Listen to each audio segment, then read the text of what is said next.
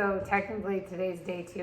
I know the first episode was a little bit long, so hopefully I'm going to try to shorten this one up a little bit. I'm going to talk about the beginning of my SPS journey and how I felt in my soul that there was something going on in my body. As an athlete, there's probably a lot of us that can relate to this when it comes to what we know that our bodies are capable of and when we know there's something going wrong. I had mentioned in the first episode that I was trying to break 4 hours for the marathon and that my body was going AWOL. I had seen a couple of doctors in Syracuse before that marathon, and it was basically kind of blown off that there wasn't really anything going on. The nerve conduction test came back normal. All my reflexes were normal, blah, blah, blah. I ran the marathon and everything fell apart about mile 18.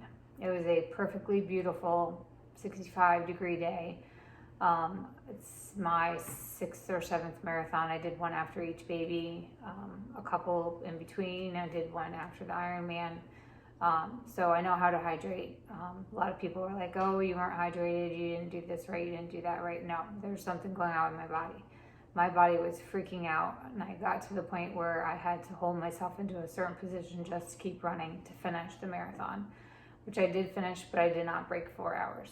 My brother-in-law tried to take my water bottle towards the end, and I almost fell over because moving that small bit to try to hand him the water bottle almost made me fall over, which is actually kind of funny if it would have happened, but it didn't. I regained my balance.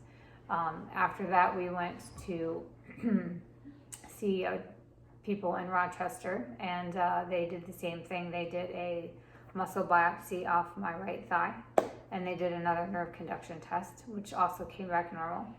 The biopsy came back with some myopathies, and the doctor stood in front of me and said I was turning 40 and maybe I just needed to stop running. What I find quite humorous, which shouldn't be humorous, is that some doctors just don't have the compassion that others do. She had an intern behind her that could not see her that was shaking his head no.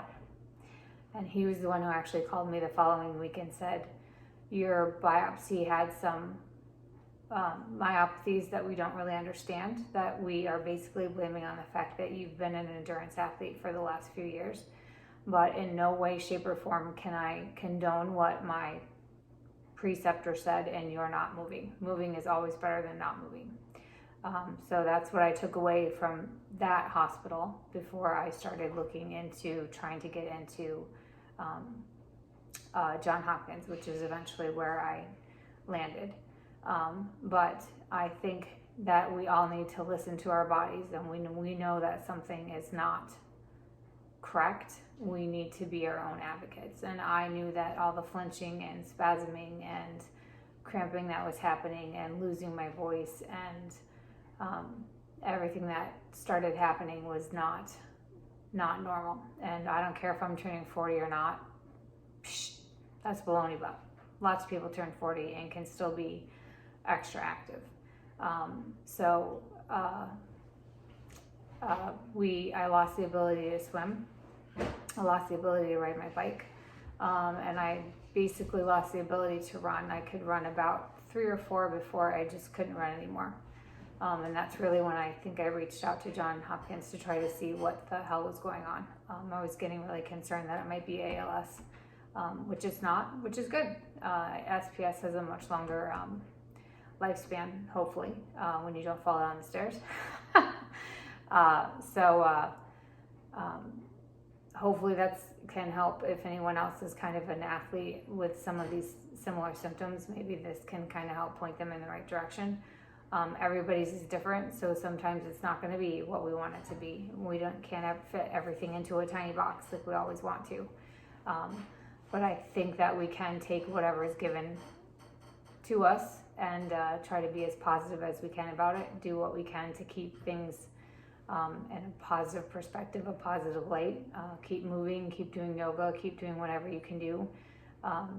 You might be sore the next day, but it's going to make you live longer, in my opinion. And this is just my opinion. This is not anybody's, anything else except for me saying that I don't want my muscles to atrophy by sitting on my butt and being depressed. So I choose to move and be as active as I can. So that's kind of the Syracuse, Rochester, got to Johns Hopkins wrap up of my SPS. There's a lot more I could explain. If anybody has any specific questions, if you want me to go back to anything that I talked about in the first episode, please let me know, leave a comment, anything like that. We'll try to keep tabs on that.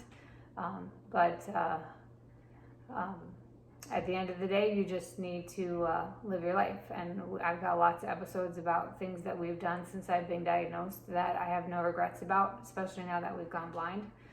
Sometimes I think there's little things that are almost like a God wink that you feel like you need to get done, and then you should do that.